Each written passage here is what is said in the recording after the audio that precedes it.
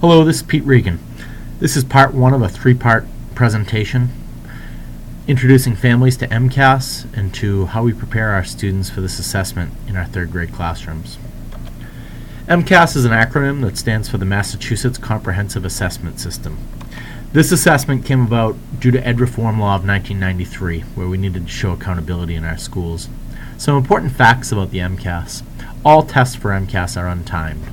The requirements of the testing are we cannot begin before the school day starts and we can't go beyond the end of our normal school day. In grade 3, students take two tests, the reading portion and the math portion. Each consists of 2 sessions each.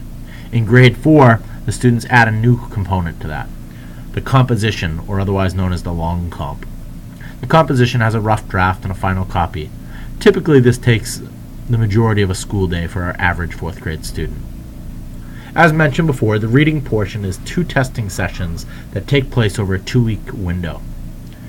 Typically, we test on 2 days during the week. Ideally, it will be on a Tuesday and Thursday. Wednesday. The practice for the students is a story with 2 multiple choice questions and 1 open response question. In addition, we do a dress rehearsal here at our school where the students practice using past tests.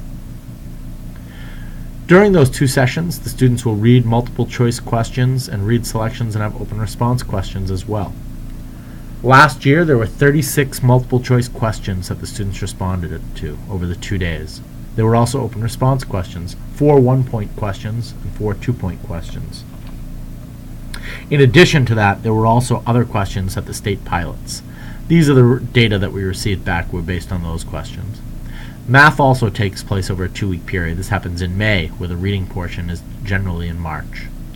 Again, there is a practice with 1 multiple choice, 1 short answer, and 1 open response.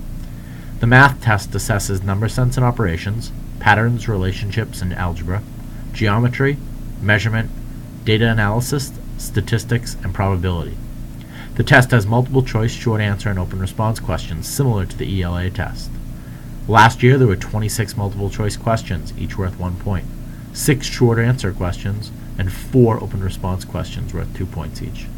One important note is that the math test is not the math test that we were used to as children. Last year of the release questions, there was 1 computational problem. I mentioned earlier that your child will answer more than the questions that are reported. So in reading, as they read these passages and followed by multiple choice and open response questions, the students responded to 41 questions. Only 17 of those are reported to us, meaning that we get to look at the exact question and try to work with our students about where some of those difficulties are. Typically, the students will answer somewhere in the vicinity of 50 to 60 questions.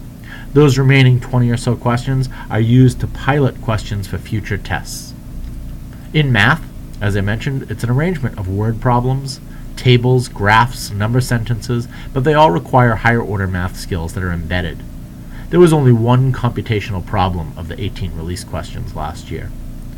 36 questions that the students were scored on, 18 of those were reported out where we can look at the actual question that your student replied to. Important note about that is that the questions aren't in the same order. So there are, generally speaking, 24 forms of the test that we receive. Each child will have those same 36 math questions, or 41 ELA questions, but they will have them in different orders. So the form just randomizes where the questions take place. For the reading portion, the questions stay in the right order after a passage, but the children may read the passage first thing on the first day of testing, or it could be the last thing of the second day of testing. We don't know that order, and teachers are not allowed to review the test booklets. To review the test questions that your children were asked, you can pull up this information on the Department of Education website, and they date all the way back to 2008. I do ask that please do not review last year's test, the 2013 test, with your children. We use that as our dress rehearsal, and it's our last chance for our children to see the exact questions that were asked of last year's students. You will receive a parent-guardian report. The report's going to show how your child performed in reading and math compared to the performance of our 3rd graders here at the Taylor School, in the town of Foxborough, meaning compared to the IGO and the borough as well, and in the state. That report will show a range of scores, so there'll be a small line next to the score, and I'll show an example of that in a future slide. It will show how your child scored on the tests.